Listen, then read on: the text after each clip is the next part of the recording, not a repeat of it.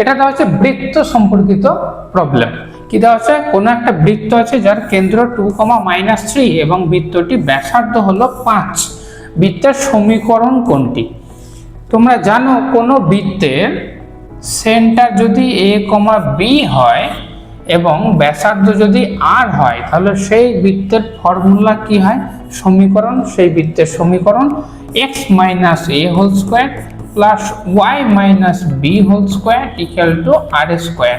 So এখানে তোমরা a R b এর জায়গায় 2 - 3 এবং r এর জায়গায় 5 বসিয়ে দাও, তোমার অ্যান্সার হয়ে যাবে।